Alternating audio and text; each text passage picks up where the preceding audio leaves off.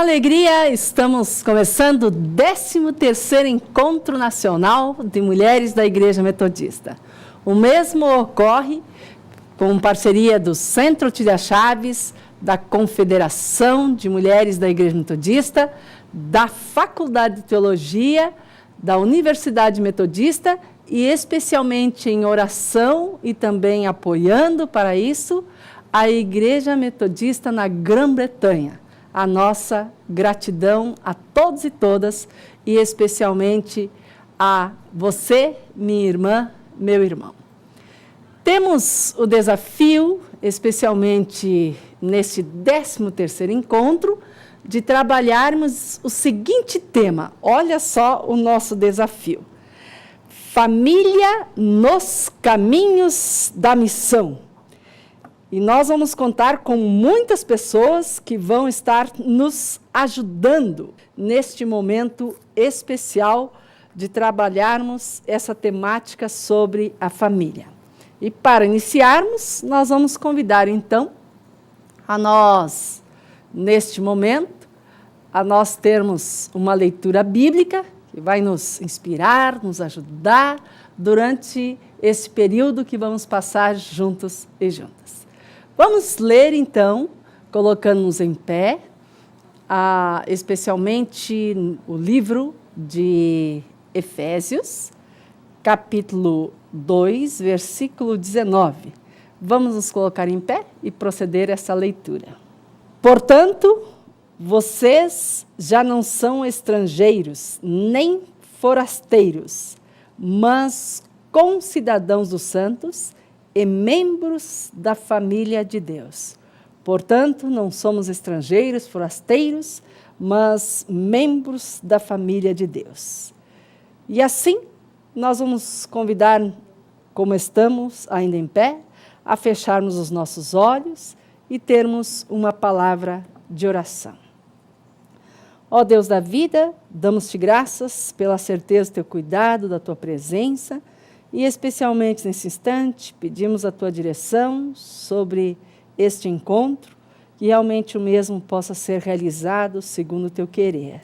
Ajuda-nos a entendermos cada vez mais a tua vontade e dá que possamos, com alegria, prosseguir respondendo aos desafios de cada dia, na certeza de que não estamos sós, mas tu és o Deus vivo e presente que caminha com o teu povo hoje e sempre.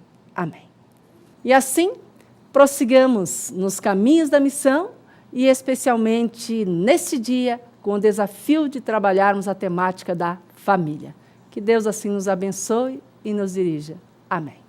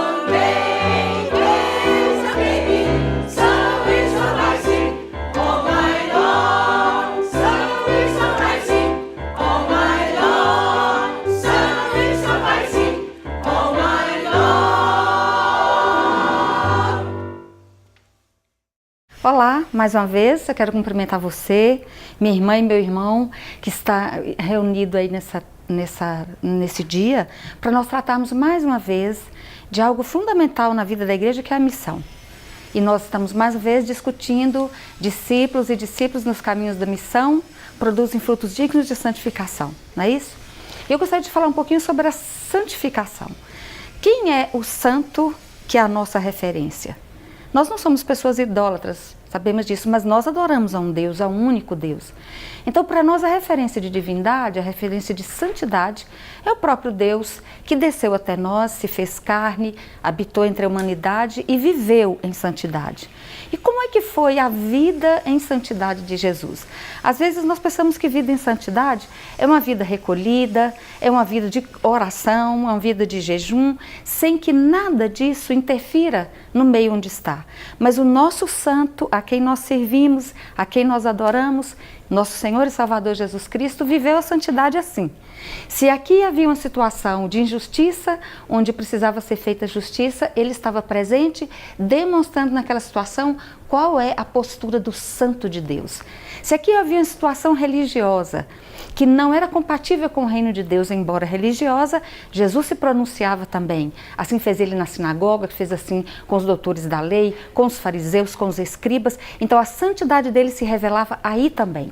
Se aqui havia uma situação de desconhecimento da prioridade da vida, que é a missão, mesmo que fosse com os discípulos, Jesus demonstrava a sua santidade. Ele era um homem separado para Deus, uma vida separada para Deus. Então, quando quiseram dissuadi-lo do Calvário, inclusive Pedro, quando Pedro disse: Senhor, você não pode ir para Jerusalém, correr o risco de ser preso e morto, a santidade dele se manifestou como dizendo: Pedro, nesta hora você age como Satanás, afaste-se de mim. Então a santidade de Jesus era muito presente na vida. Era uma santidade que assumia todos os âmbitos da vida dele. Santidade, portanto, não é recolhimento em relação a Deus, mas é por estar em Deus, nós agimos onde estamos com atos compatíveis com aquele a quem adoramos, com o nosso santo, santo de Deus.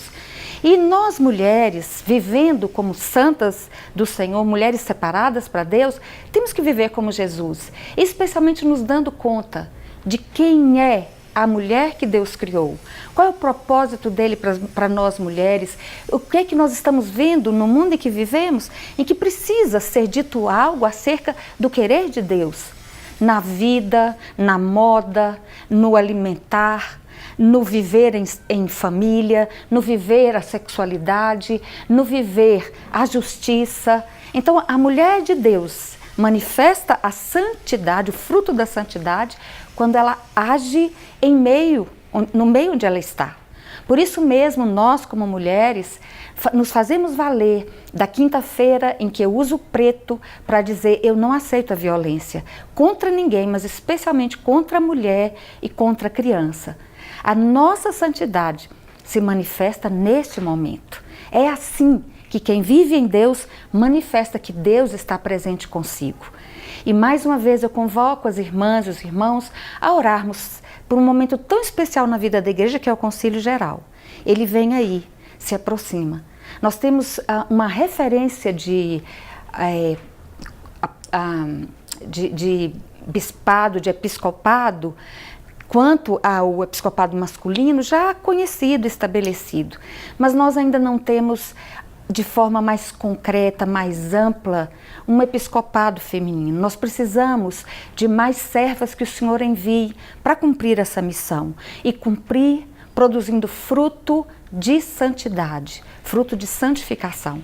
Então eu convido você a viver essa santidade em Cristo. Viver a santidade em Cristo é mais do que apenas conhecer as Escrituras, ir ao templo, orar e jejuar. Viver em santidade é viver atos que falem do amor de Deus.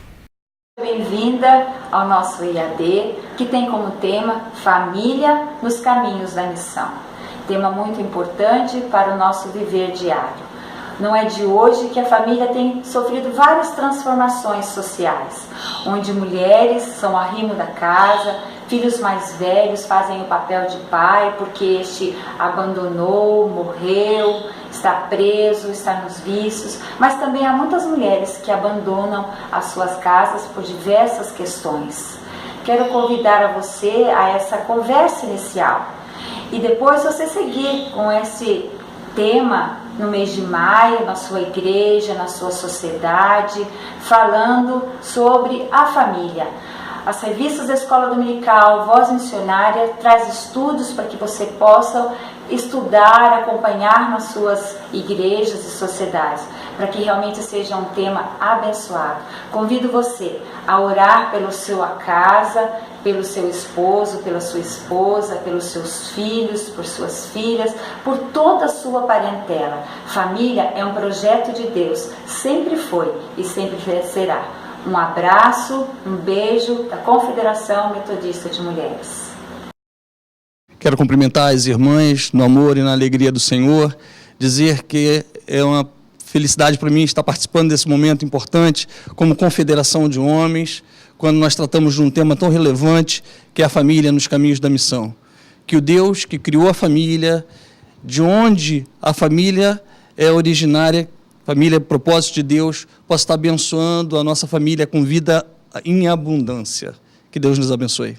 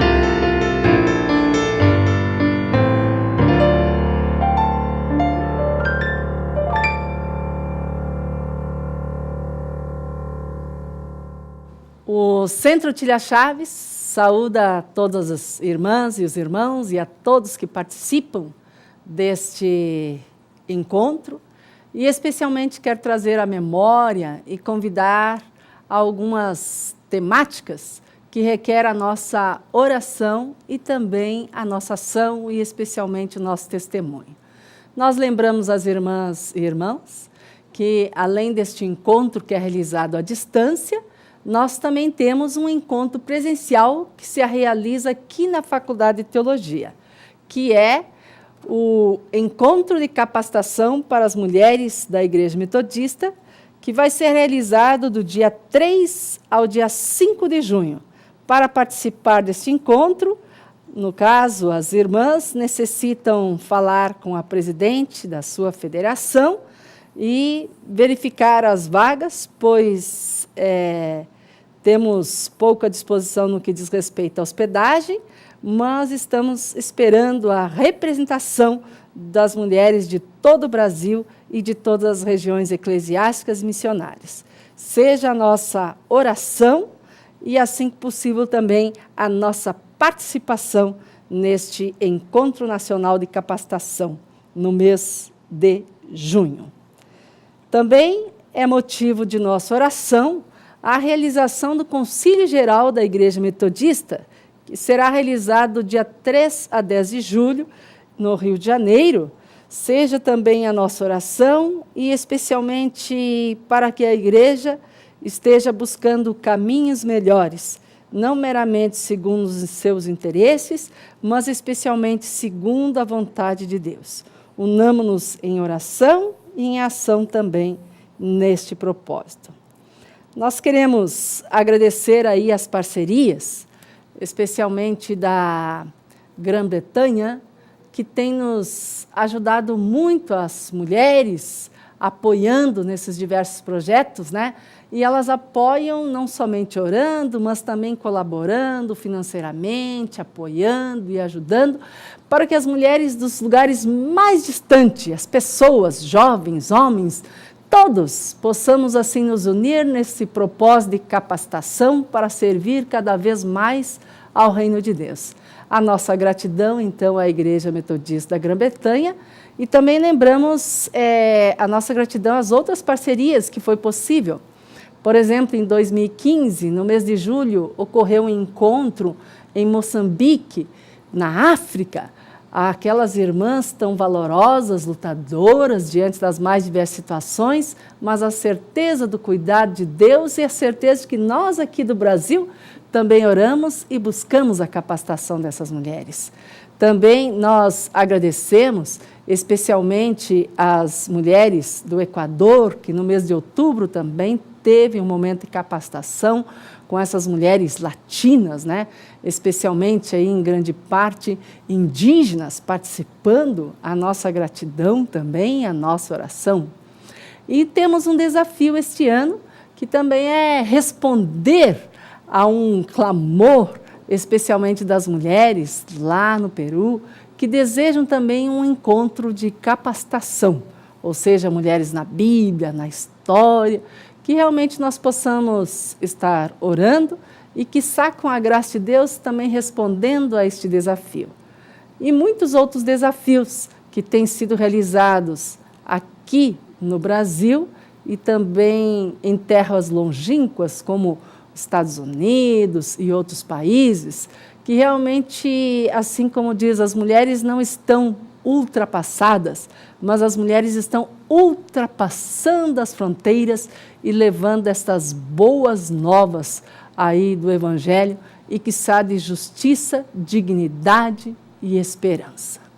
Temos, portanto, aí também já convidamos e nos preparamos para o 14º Encontro de Mulheres à Distância, que será realizado no dia 27 de agosto, que desde já nós estejamos nos preparando, e quando chegar ali o mês de junho com NH, né, dizendo isso, que as irmãos e as irmãs possam estar encaminhando para o Centro Otília Chaves e confirmando a sua participação nesse evento, para que nós possamos estar, então, encaminhando todas as questões necessárias para que seja um momento de renovo de fé e de esperança.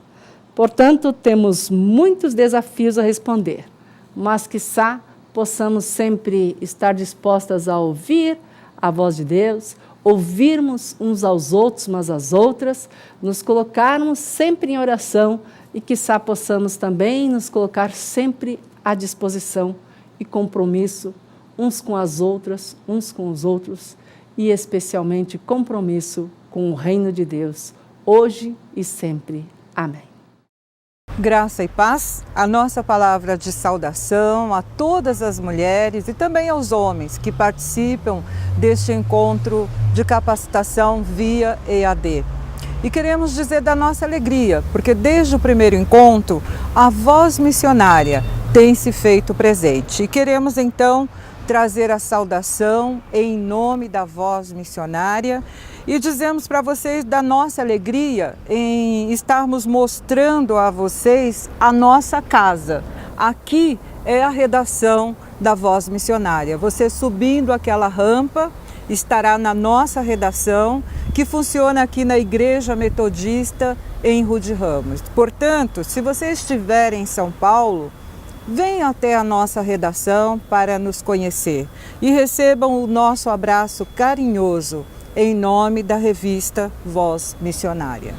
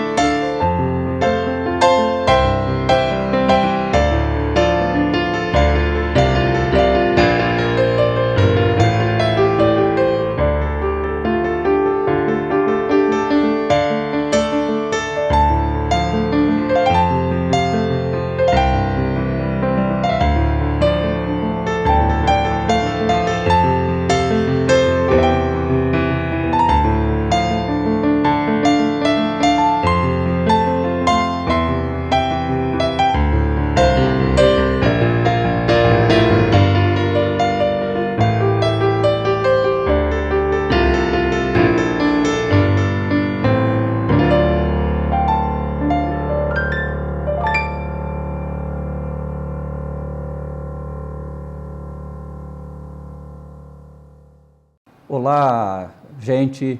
É muito importante estar nesse momento conversando com vocês por meio deste programa, deste curso, que tem o objetivo de alcançar as mulheres metodistas no Brasil e trabalhar desse tema, que é muito importante para a igreja, é muito importante para todos nós, pois trata da família nos caminhos da missão. E para isso, nós vamos recorrer à fundamentação bíblico-teológica, porque é importante perceber qual foi o papel que a família teve na missão do povo de Deus no Antigo Testamento, bem como no Novo Testamento, e situar essa missão nos dias de hoje, uma vez que há um apelo, há um chamado para que a igreja se faça presente na sociedade de uma maneira transformadora e contribua para o desenvolvimento das pessoas. A família é uma instituição criada por Deus, como todos nós sabemos, e, portanto, a família pode ser considerada um meio de graça, um espaço onde as pessoas aprendem sobre Deus e onde as pessoas também ensinam sobre Deus. E, nesse sentido, é importante considerar algumas ideias que existem por aí. Então, nós vamos então observar agora algumas ideias que precisam ser corrigidas para que o tema da família seja bem avaliado. Primeira ideia a ser superada: não existe um receituário que dê certo para todas as famílias. Não há um manual, não há um receituário, não há um cardápio de coisas a serem feitas que ajude as famílias a resolverem seus problemas. Então, não podemos trabalhar na perspectiva de um receituário. Também não podemos alimentar essa ideia da cara metade, que o marido encontrou a sua cara metade, encontrou a sua esposa. Porque não existem pessoas pela metade, existem pessoas inteiras. Pessoas que decidem viver juntas a vida toda, pessoas que convivem durante o período das suas vidas, mas são pessoas inteiras, não são pessoas pela metade. Então esse é um mito que causa muito problema, porque as pessoas ficam sempre procurando a parte que lhe falta, quando na verdade todos nós somos pessoas completas, em processo de aprendizagem, em processo de transformação. Também é importante considerar que sempre haverá conflitos na família. Por quê? Porque a vida é contraditória. Não existe família sem problema. Existe sim famílias que conseguem superar os seus problemas. Então esses mitos que vocês podem verificar aí ajudam a gente a pensar que a família ela é um espaço real. Existe uma ideia ideal, mas que nem sempre nós conseguimos chegar nessa ideia em que a família parece ser perfeita em todos os aspectos. O fato é que há famílias que têm dificuldades, mas que podem superar as suas dificuldades. Sendo assim, é importante então considerar o que a Bíblia diz. Por exemplo, a Bíblia começa falando de uma família, da primeira família. Assim começa o Antigo Testamento, falando de Adão e Eva. E o Antigo Testamento termina quando também Deus fala com as famílias. E o profeta Malaquias, ele afirma que os pais e os filhos converterão seus corações uns aos outros. Então, é a imagem da família no começo e no final do Antigo Testamento. O Novo Testamento também começa assim, começa falando de uma família que espera um filho, que pelos indicativos é um filho muito especial, que vai transformar a história humana. E nós estamos falando da família de Jesus. Assim começa o Evangelho de Mateus, falando da família de Jesus. E o Novo Testamento termina lá no Apocalipse com uma frase que é do ambiente da família, o esposo convidando a esposa convidando o esposo. Vem, vamos ficar juntos, vamos conviver. É um convite para a família. Então, com essas imagens, tanto do Antigo Testamento como do Novo Testamento, nós podemos dizer que a família está presente no todo da Bíblia, do começo ao fim. E há uma palavra no Novo Testamento muito utilizada, é a palavra oikos, que significa casa, significa família, significa pertences, significa bens, ou seja, tudo aquilo que está no contexto de uma família, no contexto de um lar. Isso mostra que, na tradição do Novo Testamento, não somente Jesus, no seu ministério, focou a família, mas também os apóstolos destacaram a família como um lugar onde é importante a presença de Deus, e porque a família tem força para educar, para formar e para ajudar as pessoas a se desenvolverem. Então, por exemplo, nas cartas de Paulo, nós encontramos várias alusões às relações familiares. Ele destaca, inclusive, a importância que elas tiveram para a igreja primitiva. Foi no contexto das famílias. Era uma família que acolheu o apóstolo Paulo, é uma família que começou a reunir os primeiros cristãos, e daí a igreja se desenvolveu a ponto de chegar nos dias de hoje. Pois bem, vejamos então como era a família na história bíblica. A gente pode ver no período bíblico diferentes modelos da família. Por exemplo, no período patriarcal, a família era tida como uma bênção de Deus e os filhos eram orgulho dos pais, especialmente se fosse menino naquela época, era celebrado muito o nascimento de um menino. Nesse caso, Deus vocaciona Abraão para ser uma família, né, que abençoa todas as famílias da terra. Esse sistema patriarcal, a família é importante. Embora houvesse uma centralização na figura do homem, havia, no entanto, uma ideia de que a família abençoava outras famílias. E isso foi importante para a história bíblica. No período das tribos, que vem logo em seguida, a família era a base das relações entre as tribos. Tudo girava em torno da família. Os laços familiares eram muito valorizados, os filhos eram considerados importantes, havia uma troca quando os casais se casavam, né? Onde é que eles iriam morar? Eles iriam morar com a tribo mais fragilizada em termos de número de pessoas. Não havia aquela ideia de que a moça casou com o rapaz, vai morar na tribo do rapaz. Não, eles iriam morar na tribo que estivesse mais necessitando de pessoas para trabalhar na lavoura.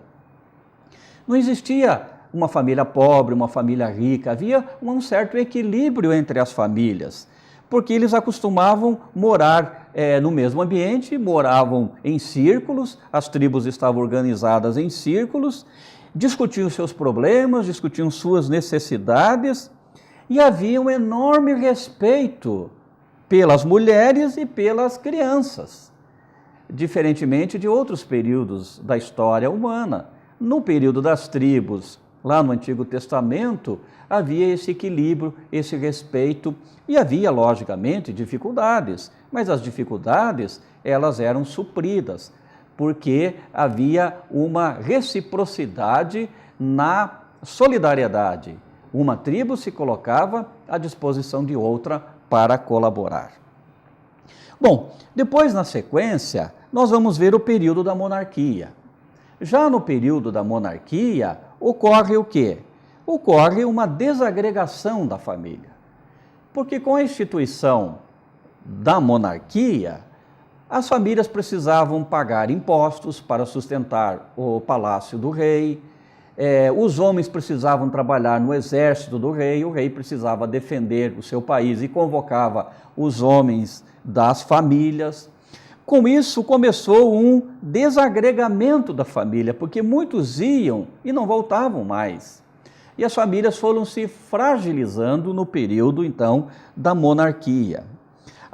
Muitos pais que acumularam dívida de impostos chegavam a vender seus filhos, suas filhas, para trabalharem no exército, para trabalharem como escravos, escravas, para saldar as suas dívidas.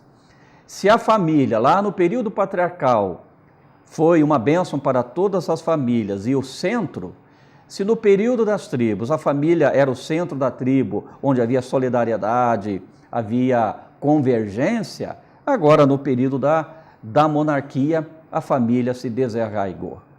Ela se desestruturou, as famílias se separaram e houve um enfraquecimento muito grande nas relações familiares. No entanto, a gente vai percebendo que, em que pese toda essa situação das famílias, Deus continuou se revelando para as pessoas das famílias, tanto no período patriarcal, como no período das tribos, como no período da monarquia.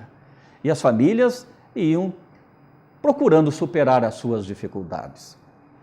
Pois bem, como era a família no período pós-exílio, no período depois, no período do exílio, quando as famílias foram levadas cativas para alguns lugares, o que ocorreu com a família nesse período do exílio e no pós-exílio?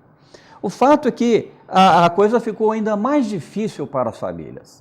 Se na monarquia as famílias estavam desestruturadas, fragilizadas, agora então, no período do exílio e do pós-exílio, as famílias praticamente desaparecem como instituições fundamentais para as pessoas. Elas lutam pela sobrevivência, cada pessoa por sua sobrevivência, sem saber onde estão os seus familiares. Após então o retorno para Jerusalém, os problemas continuam, porque alguns da família voltam, outros não.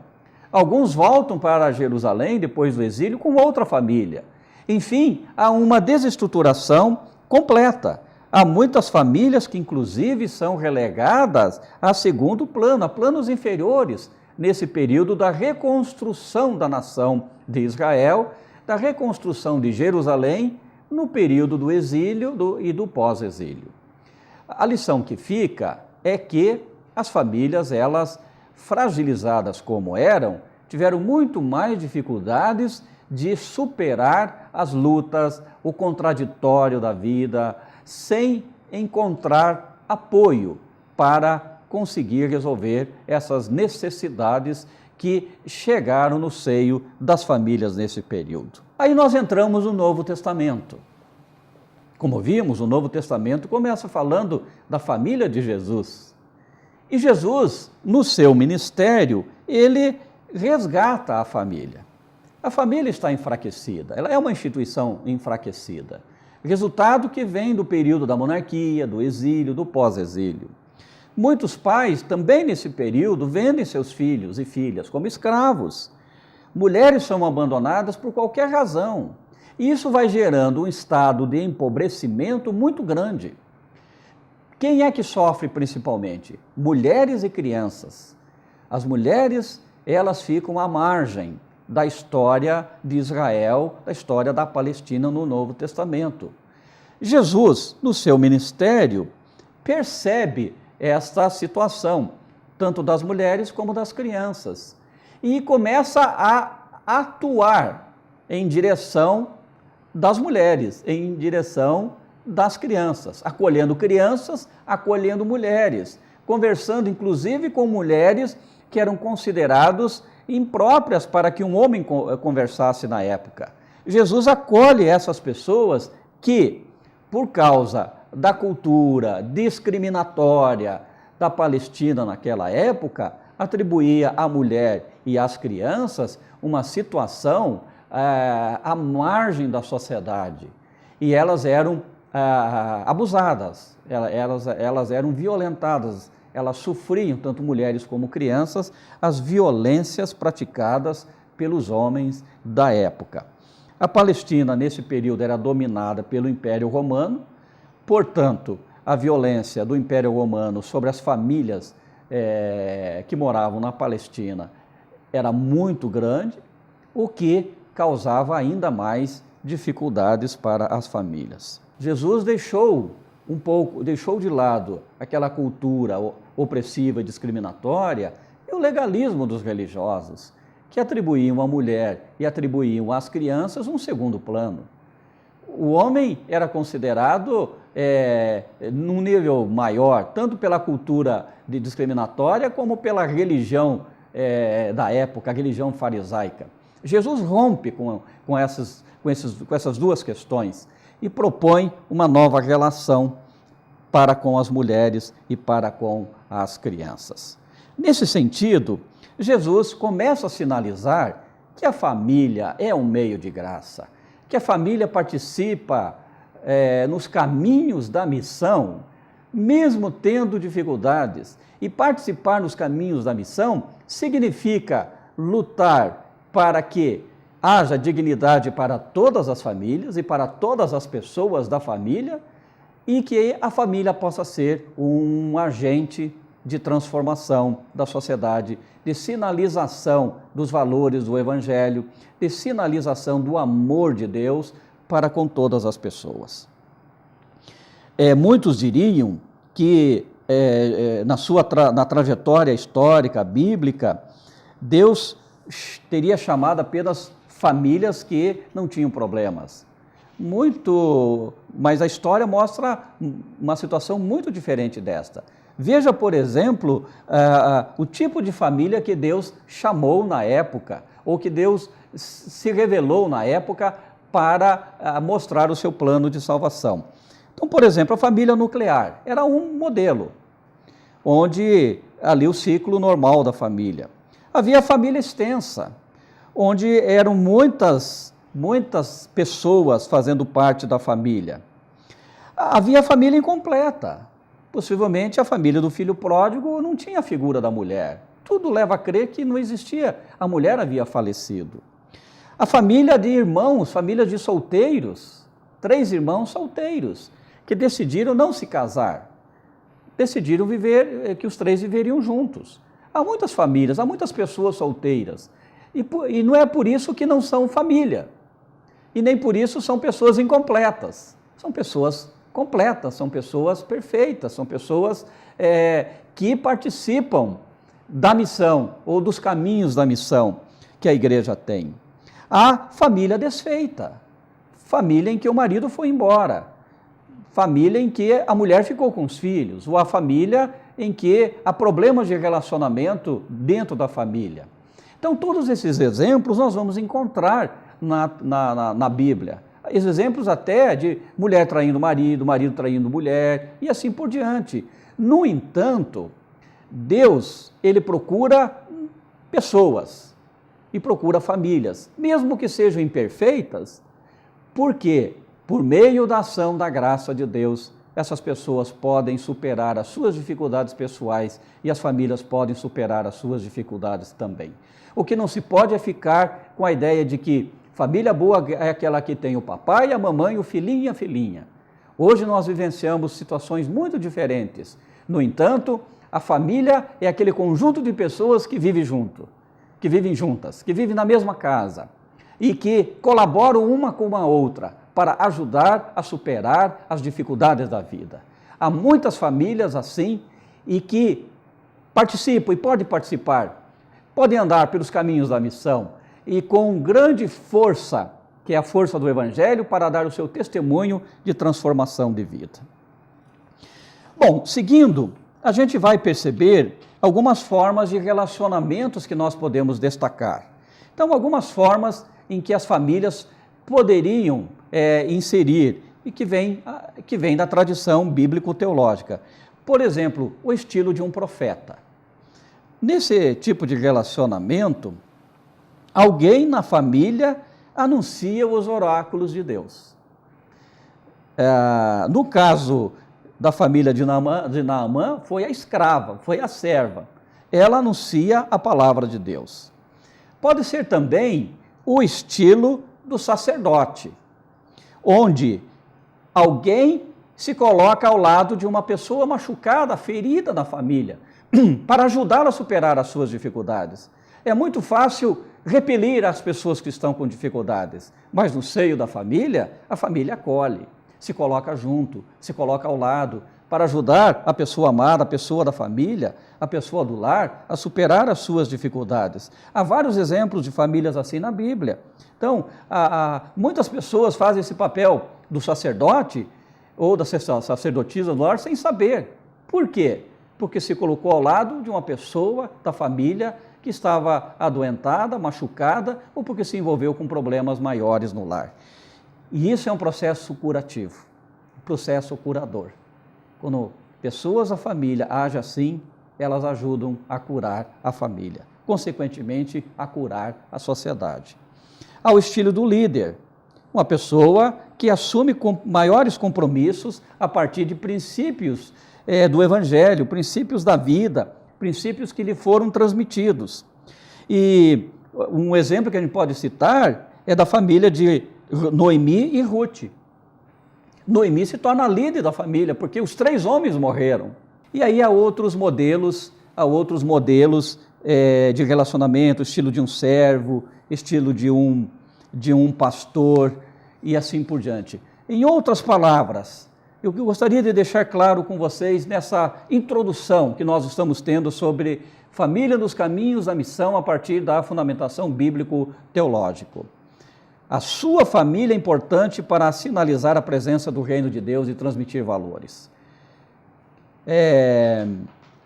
Se há problemas na sua família, eles podem ser superados, administrados, mas não são motivos para você e sua família serem excluídos dos caminhos da missão. Deus se faz presente na vida de todas as pessoas, imperfeitas, mas que pela mediação da graça de Deus se tornam perfeitas e dispostas a vencer os obstáculos da vida. Não deixe de participar da missão da igreja. Se você tem alguma dificuldade na sua família, seja qual for, saiba que Deus pode te ajudar a vencer essas dificuldades. Não permita que ideias pré-concebidas, preconceituosas, impeçam você de participar da missão da igreja.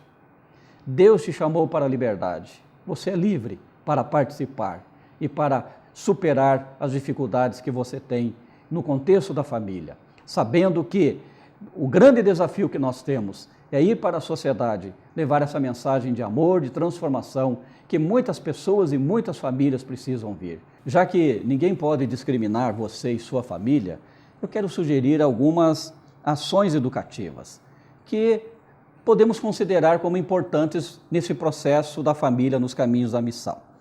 Primeiro, a educação. A primeira responsabilidade dos pais é a educação dos seus filhos.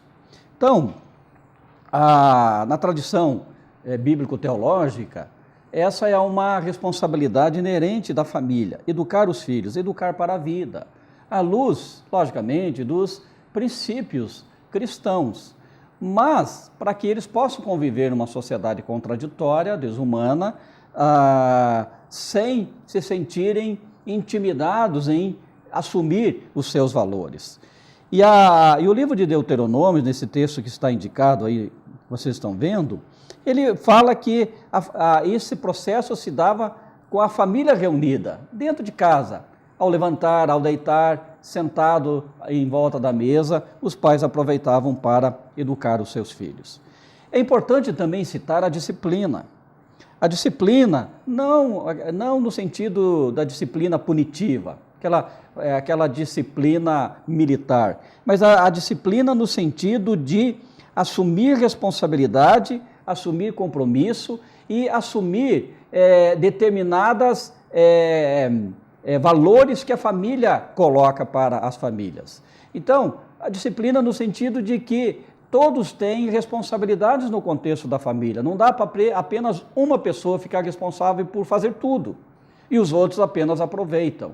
Então, a disciplina é nesse sentido em que há reverência para com Deus e há respeito para com os outros membros da família, para com o pai, com a mãe, com o marido, com a mulher, com os filhos e assim por diante.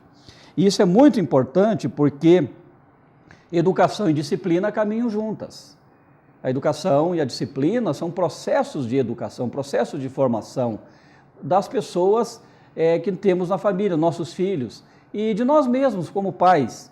Tanto a educação como a disciplina nos ajudam a ser melhores seres humanos, melhores cristãos, para podermos assim testemunhar a nossa fé em Cristo Jesus. A disciplina significa, portanto, normas que devem ser respeitadas, padrões íntimos, abertura para conversar sobre questões antagônicas, comportamento adequado, noção dos direitos dos outros, até onde a minha liberdade vai. Então, tudo isso é importante, por isso o diálogo é fundamental no contexto da família, para que essas questões elas possam ser tratadas quando forem alvos de conflitos no seio da família.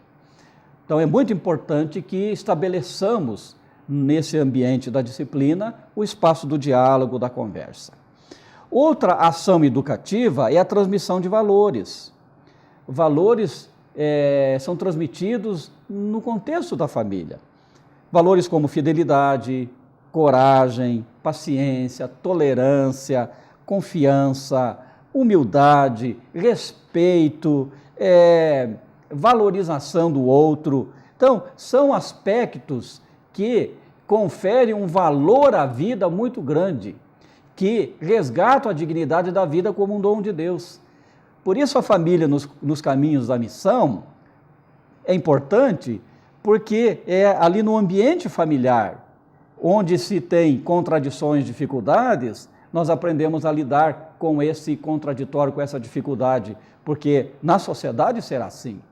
Fora de casa, a situação é muito mais complexa, mas nós aprendemos dentro de casa como lidar com essas contradições e como sinalizar o amor de Deus presente em nossas vidas. E também uma ação educativa importante é não rejeitar pessoas ou famílias. A igreja precisa aprender a não rejeitar pessoas e famílias. A família precisa aprender a não rejeitar pessoas e famílias. A tolerância é muito importante, a solidariedade. Permite o perdão, a reconciliação, a convivência, permitem que a família trilhe caminhos que levem à realização e permite que a família contribua pela missão, para a missão da igreja. Acolher, valorizar o outro, contribuir para que as pessoas se sintam amadas e que por causa desse amor sejam impelidas a buscarem mudanças na sua vida, são atitudes fundamentais, inclusive para o cumprimento da missão. Assim, considerar esses aspectos bíblicos e teológicos são como fundamentos da família, fundamentos da graça, fundamentos do amor, fundamentos para que todos possam contribuírem para o desenvolvimento da família e participem, assim, dos caminhos da missão. Eu quero desejar que a tua família possa lidar com os problemas que porventura existam e que você continue participando. E se não participa, comece a participar dos caminhos da missão da igreja. Esse é um processo, é um espaço muito importante que nós temos de aquilo que estamos aprendendo, ensinarmos para os outros. E assim poderemos pensar numa igreja que se faz presente, que testemunha e que vive o Evangelho de Cristo. Que Deus te abençoe.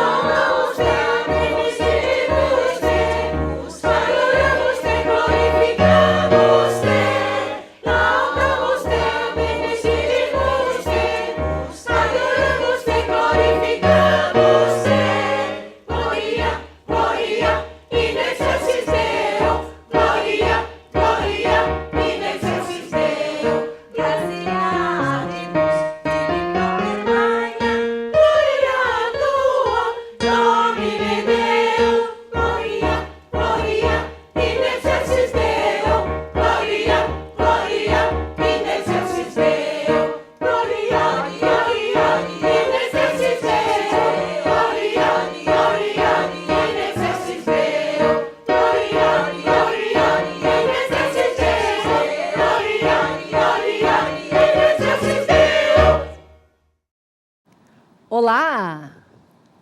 Nós vamos agora ter a oportunidade de dialogar comunitariamente sobre a família nos caminhos da missão. Mas para esse diálogo, nós vamos ter e vamos receber aqui alguns convidados e convidadas, que nós vamos apresentar então para cada um das irmãs e dos irmãos que participam conosco neste momento. Nós temos aqui a nossa irmã Isabelle. Ela é a jovem acadêmica de teologia e é oriunda da Remini, região missionária do Nordeste. Seja bem-vinda aqui. Né? Temos também o Marcos Vinícius Costa Silva, que é o presidente da Confederação Metodista de Homens. E também, com muita alegria, a reverenda Joana Darque, que é a nossa secretária para a Vida e Missão na Igreja Metodista. E nós vamos começar, então, esse diálogo perguntando, então, ao Marcos Vinícius quais são os desafios da família hoje, né? Eu queria cumprimentar as irmãs. É um prazer enorme estar com vocês aqui. E o tema ele é muito sugestivo. A família nos caminhos da missão. Eu acho que a gente pode começar definindo o conceito de família. Nem sempre família teve a definição que ela tem hoje. No início, a partir de 1919, quando o Código Civil estabeleceu o conceito de família, a família ela é originária unicamente do matrimônio. Pai, mãe, filhos, vindos do casamento. A partir de 1988, com o advento da nova Constituição, o conceito de família ele foi flexibilizado. A família hoje ela é vista através de um conceito socioafetivo. Nós temos, então, hoje vários arranjos de família que não se prendem ao matrimônio.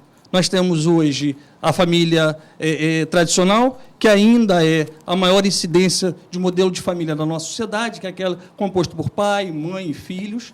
Nós temos a família mosaico, que é uma família de arranjos, né? São pessoas que vieram de outras experiências de casamento e divórcio, e aí nós temos aquela expressão que fala os meus, os seus, os nossos filhos.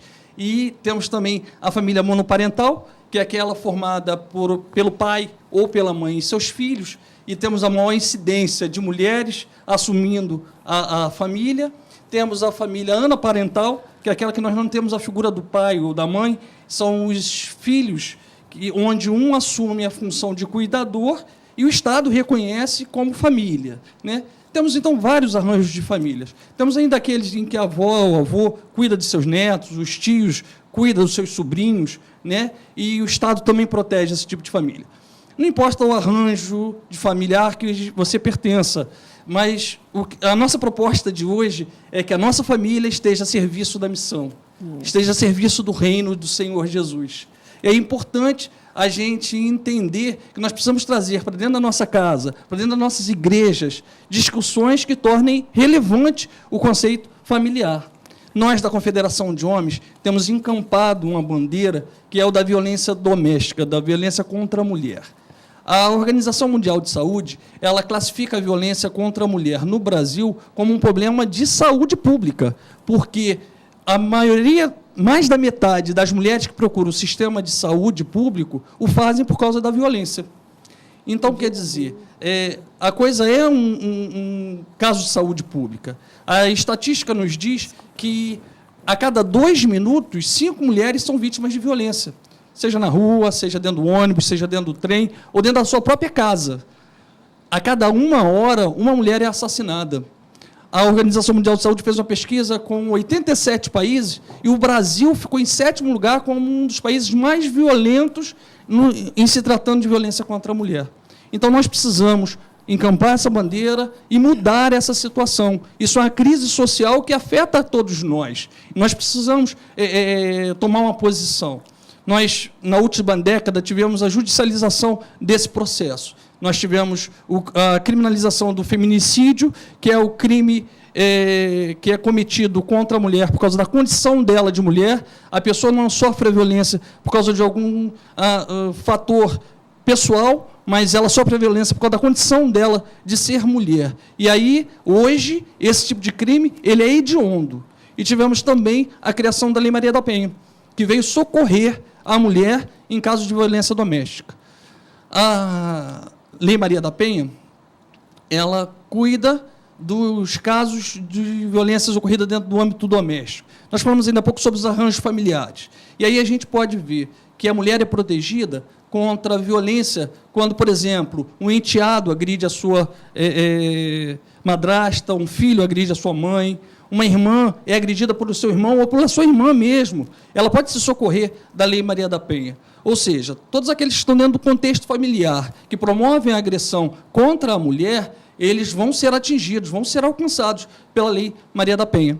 E a Lei Maria da Penha também socorre a mulher quando a violência é cometida por aquele que tem relação de íntimo afeto. Ou seja, quando um namorado agride a mulher, quando um convivente, um companheiro agride a mulher, quando o marido agride a mulher. E a gente vê que mais de 70% dos casos de agressão e assassinato contra a mulher é cometido por alguém que tem um vínculo afetivo ou teve um vínculo afetivo com ela. Ou marido, ex-marido, namorado, ex-namorado. E nós precisamos tomar pé dessa situação, nós precisamos assumir para nós a transformação dessa situação. Quando a gente fala que a família ela tem que estar a serviço da missão, nós precisamos trazer essa discussão de violência doméstica, de violência contra a mulher, para o nosso seio também. Nós precisamos admitir, dentro das nossas igrejas, tem pessoas que agridem as mulheres, né? Então, a gente precisa tratar dentro das nossas igrejas desse tema também. Nós precisamos fazer um tratamento preventivo. Quando a gente trata de relacionamentos saudáveis, de relacionamentos conjugais saudáveis, e eu tenho visto as igrejas fazerem isso através dos encontros de casais, de palestras para a família, nós precisamos cuidar desse tipo de situação. Precisamos discutir dentro do nosso lar, que eu posso mirar, mas eu não posso pecar. Ou seja, nada justifica a violência física. Eu preciso convencer os meus filhos de que nós precisamos ter um comportamento de oposição à violência doméstica. Nós precisamos cuidar disso dentro das nossas igrejas.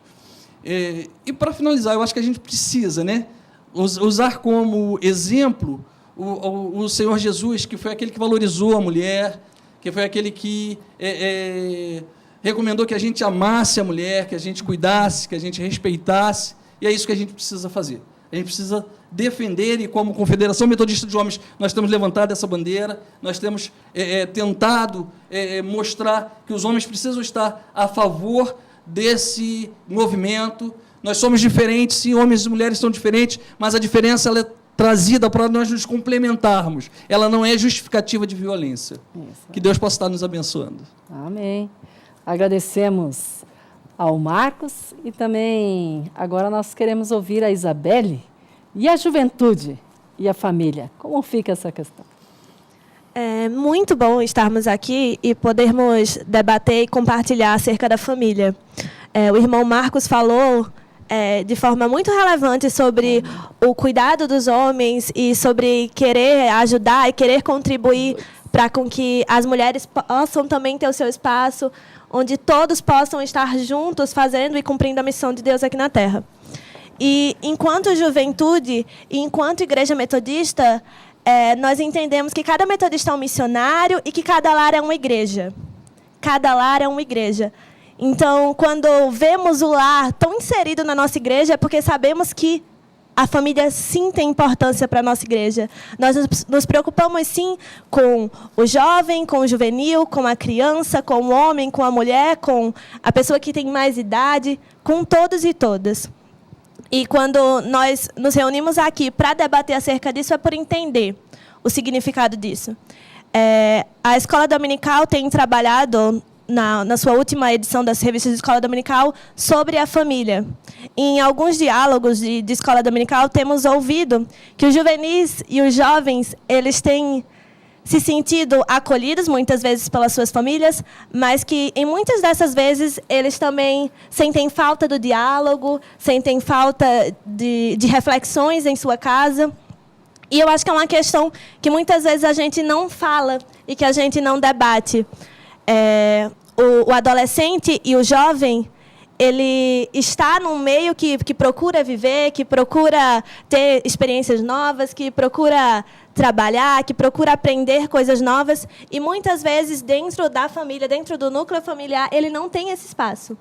E enquanto igreja metodista, nós tratarmos sobre isso, nós trazermos nas nossas revistas de escola dominical esse tema, é porque entendemos isso. É porque entendemos que o jovem e o juvenil tem importância, sim, na igreja, e que ele também deve ser ouvido, que ele também deve compartilhar e que ele também tem muita coisa para contribuir e colaborar. E a prova disso é estarmos hoje falando sobre isso e termos uma representatividade de um jovem, de um juvenil.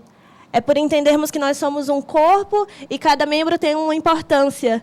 Que se eu sinto o meu dedo do pé, é porque ele tem importância. Se eu sinto o dedo da minha mão, ele tem importância. Então, quando vemos isso, nós sabemos que o caminho da missão precisa que o corpo todo esteja sadio, que o corpo todo funcione junto e que cada um possa contribuir e colaborar para que isso aconteça.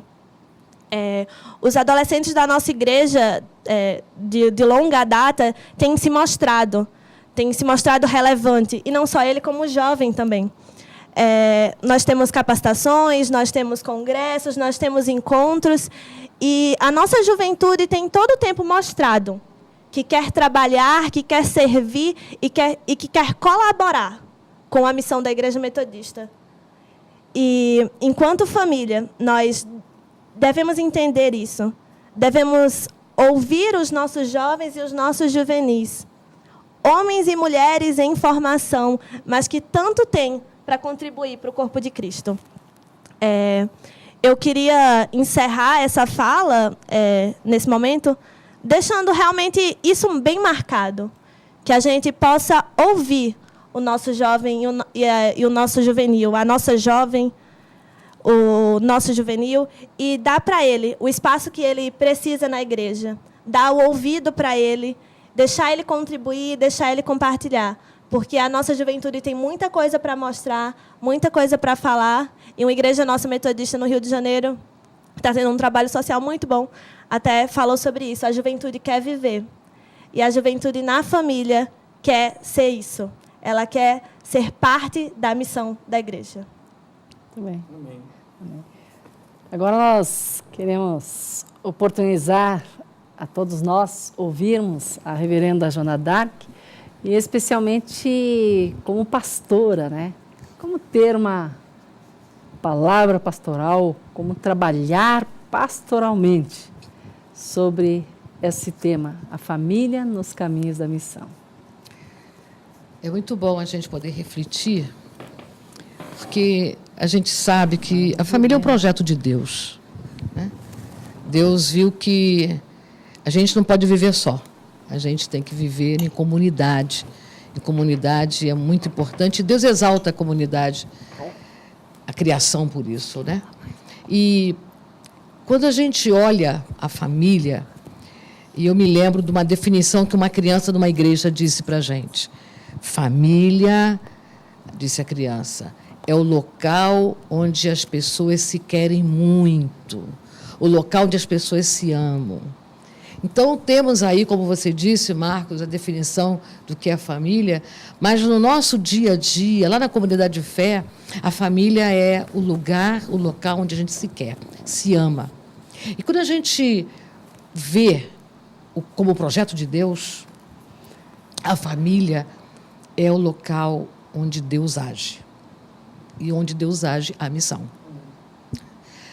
Hoje nós somos bombardeados diariamente pela TV, pelas mídias sociais, imagem de uma família muito certinha, bonita, concordata, amorosa.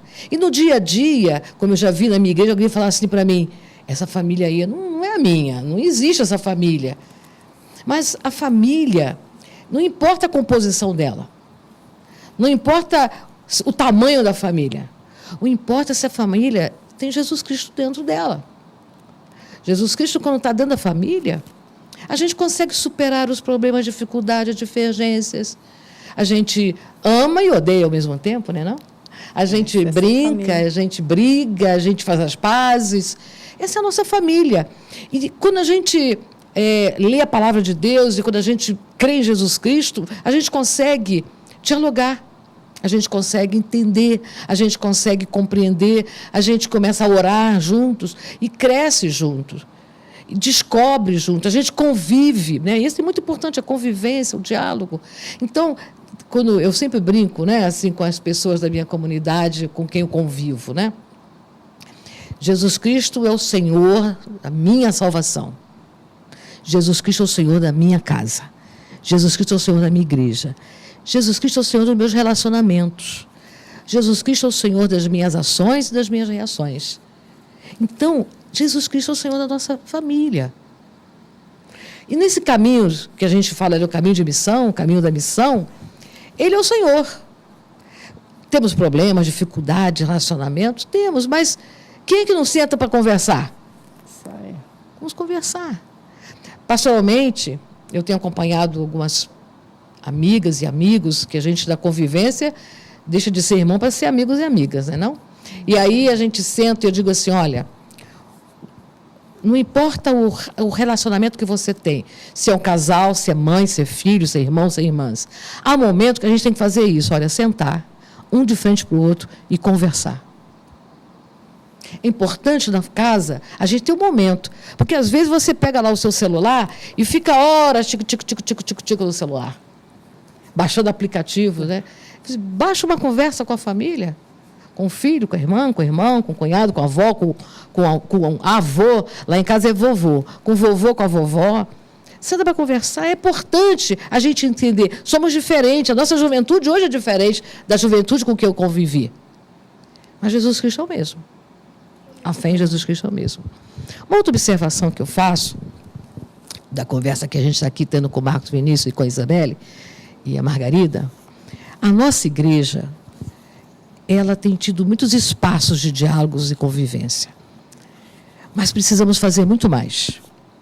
Precisamos ter mais e mais, não somente na escola dominical, em grupos pequenos, nos cultos, nas nossas celebrações, momento para testemunhar. E não é só, eu quero testemunhar que Deus fez isso na minha vida. Eu quero testemunhar que eu superei uma dificuldade de relacionamento com a minha família. Testemunhar que eu consegui superar uma dificuldade. E não é só dificuldade de desemprego ou dificuldade de enfermidade, mas dificuldade de gostos, dificuldade de ideias diferentes. Agora mesmo acabou uma novela na televisão, que foi aí um sucesso numa emissora que marca tendências e estipula comunicação, né? Nessa novela mostrou uma família que foi gerada por violência. E a violência foi consagrada. Por que não sentar para discutir se a gente está consagrando a nossa violência? Porque a gente tem que colocar o que a gente vê, o que a gente constata, a partir da fé que temos em Jesus Cristo, com a palavra de Deus como nossa referência. Então, eu agradeço muito a oportunidade de poder dizer isso, né? Somos diferentes, somos irmãos e irmãs, somos uma igreja, somos uma comunidade de fé, somos uma família de fé. E essa família de fé que é em Jesus Cristo, né? Que tem problemas, dificuldades, mas que superam. Se a gente tem a referência da família na Bíblia, e alguém vai dizer assim para mim, mas na Bíblia tem umas famílias que eu vou te contar, hein? Não é brinquedo não. Tem mesmo. Mas elas não são referência para nos ajudar, que não podemos fazer a mesma coisa. Sansão, não, olha, não precisa ser como Sansão, mas os pais de Sansão oraram muito, como muitos pais oram, né? Como Ruth, como Maria, como Miriam, famílias que nós temos na Bíblia que são para nós referência de fé, não de heroínas e heróis, mas de pessoas que superaram suas dificuldades. Como qualquer brasileiro, qualquer brasileira, e fora desse país, que eu sei que a gente está aí alcançando outros continentes. Então, nós temos um Deus que ama a família, que constrói famílias, e como eu disse, não importa a composição dessa família, mas Ele tem que ser o Senhor da nossa família. Eu rogo a Deus que a gente continue fazendo isso, e superando, encontrando saídas, refletindo, orando, lendo a Bíblia, voltando àquele hábito de ter devocionais em casa, né? De sentar para ouvir. E aí, como é que foi seu dia? Não sei se é pai, se é mãe, se é avô, se é avó, mas como é que foi seu dia? E ali a gente encontrar e superar e orar. E acho que a gente cresce, amadurece, supera, e aí vamos falar, como todo mundo fala, né? Somos vitoriosos. Eu gostaria de acrescentar que a família como instrumento de Deus, ela é agente de transformação da sociedade. Então, quando a gente consegue dialogar, ouvir, e a questão do celular que a senhora colocou é muito próprio, né? Que às vezes a gente vê pessoas sentadas ao redor da mesa, todo mundo com seu celular, ninguém conversa com ninguém, né? Celular. Então, conversa através do celular. Celular. Né? Então, deixar o celular de lado um pouquinho, olhar no olho, dizer o que a gente pensa, o que a gente acredita, né? E a gente cresce juntos. E juntos a gente pode ser instrumento de transformação da sociedade, de denúncia, de libertação do povo que é oprimido e que a gente pode ajudar. E como o texto bíblico que lemos no início desta programação, deste encontro, e dizia, dentre tantas questões, que vós não sois mais forasteiros, não sois mais estrangeiros, mas vós fazeis parte da família de Deus. E mais do que nunca, nesse momento que estamos vivendo, e mediante as questões dos refugiados, as questões das pessoas vivendo tantas situações de angústias, de injustiça, de dor. E aí, como cristãos e cristãs, cabe nós também, e como parte da família de Deus, acolhermos as pessoas que são diferentes de nós, estendermos as nossas mãos. Podemos ter pensamentos diferentes, mas podemos buscar o mesmo Deus com mais dignidade, testemunhar com mais justiça e especialmente aprender do grande amor da grande família, que é Deus Pai, Deus Filho e Deus Espírito Santo. É a Trindade, uma comunidade de amor, cada um diferentemente. E por isso queremos, neste momento que estamos aqui ao redor de uma pequena mesa, nós temos aqui a água que dá-nos alento, refrigério, mas cabe-nos também ser água de vida para os outros. Cabe-nos também ser estas pessoas que vão levar a água às pessoas que estão sedentas de justiça e de tantas questões. Por isso nós estamos aqui e contando, né, a representação dos homens, da juventude, das pastoras, das mulheres, de tantas situações e especialmente cada uma das irmãs, dos irmãos que aí estão. Nós podemos fazer parte dessa trajetória. Nós poderíamos ficar aqui conversando muito tempo e dialogarmos sobre isso, mas requer também que tenhamos atitudes e ações. E por isso a gente perguntaria que ações, que atitudes concretas nós podemos ter a partir das palavras do Marcos, quiser colocar mais algo, e depois ouvirmos a Isabelle, a pastora Joana. Eu acho que nós precisamos, como eu já falei, né, trazer esse tipo de discussão para dentro das nossas casas e vivermos o ser instrumentos de Deus de transformação. Eu entendo que nós, enquanto cristãos, enquanto servos do Senhor, nós precisamos ser relevantes no lugar onde nós estamos. Nós precisamos fazer diferença, ajudar as pessoas que convivem conosco, onde Deus nos colocou para sermos referência. Que nós possamos estar nos colocando à disposição do Senhor, estar trazendo a nossa família para ser instrumento de Deus e sermos relevantes na sociedade onde o Senhor nos tem colocado. Muito bem. Isabelle. Quando nós cuidamos da família, como o Marcos tem falado, como a pastora Joana tem falado, quando nós procuramos dialogar, quando nós procuramos ter uma família vivendo em harmonia, em amizade, em companheirismo, em partilha, nós entendemos que nós podemos ser uma família além da casa. Porque a nossa casa é muito maior. A nossa casa vai além das 4 paredes. Então, quando nós cuidamos da nossa família, quando nós zelamos por ela, nós entendemos que ela não está só numa dimensão tão reduzida, mas que ela vai além das fronteiras, vai para os homens e as mulheres que estão sem abrigo, e ela é porto seguro não só para ela, mas para todos e todas que estão ao redor. Joana. Hoje nós não temos tido tempo. Os tempos são tomados pelas mídias, pela tecnologia. E o que a gente pode fazer diante de tanta tecnologia? Eu participei a semana passada de uma vigília de oração pelo WhatsApp. Moderno. Então, nós fizemos um relógio de oração. A cada hora tinha uma pessoa orando, intercedendo, e quem podia respondia pelo WhatsApp aquela oração. E foi muito interessante, porque eu acompanhei todo o relógio de oração, das 8 da manhã até as 22 horas, pelo WhatsApp.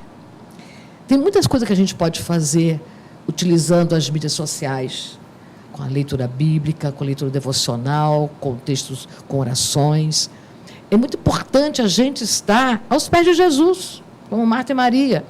É muito importante, por exemplo, quando a gente convida, Senhor, entra na minha casa, vem cear conosco. Né? E eu gosto muito dessas expressões, estão lá na Bíblia. E a gente fica imaginando, se ele entrar na minha casa, se ele ficar com a minha casa. Não entra na minha casa não, que minha família é meio assim, assim. Não importa a tua família, o Senhor é Senhor de todos e de todas. Né? Então, hoje, eu acho que a gente pode aproveitar muito mais do que o tempo que eu era jovem, que o telefone era disco. Discadinha. Discava. Hoje nós temos mídias, nós temos um aparato tecnológico famoso, fabuloso, que nos favorece a utilizar bem a leitura bíblica, o guia devocionário, como no cenáculo, como revistas, como textos, como palestras, como sermões, como estudo, como estamos fazendo aqui com esse diálogo comunitário. Isso. E que a gente vai repercutindo, compartilhando, divulgando e promovendo para outras e outros estarem acessando. Isso é muito importante. Amém. Nós poderíamos continuar aqui dialogando cada vez mais, mas nós queremos agora convidar a todos e todas para fazermos uma oração pelas famílias. Aí nós vamos dar as nossas mãos aqui, né? Convidar a pastora Joana a nos dirigir nesta oração. Senhor nosso Deus, Pai, Filho e Espírito Santo, Tu que amas a família, Deus que é presente entre nós, te pedimos que abençoe essa irmã e esse irmão que está nos ouvindo agora, dando a ele a Tua bênção, dando a ele discernimento, sabedoria, dando a nós discernimento, sabedoria e a Tua paz. A paz que excede toda a compreensão humana, porque Tu é o Senhor da casa, o Senhor da família, o Senhor das nossas vidas. Em nome desse Deus Pai, Deus Filho, Deus Espírito Santo, que nós oramos agradecidas. Amém. Amém. E nós agradecemos então a pastora Joana, ao Marcos, especialmente aí a nossa Isabelle, e agora convidar a cada uma das irmãs, dos irmãos, para que continuem esse diálogo aí. Aonde? Nos seus polos, nas suas igrejas, aonde estão reunidos e reunidas neste momento. E aí possam também ter a oportunidade de orar juntos, olhar juntas pelas questões das famílias. Muitos desafios assim tem, mas especialmente com sabedoria, ouvirmos uns aos outros e umas às outras. Estender a nossa mão e quiçá possamos com sabedoria, com a graça e o amor de Deus, continuar aí nos caminhos da missão e dizer, como dizia Wesley, e o melhor de tudo é que Deus está conosco. Obrigada e que sigamos assim nos caminhos da missão.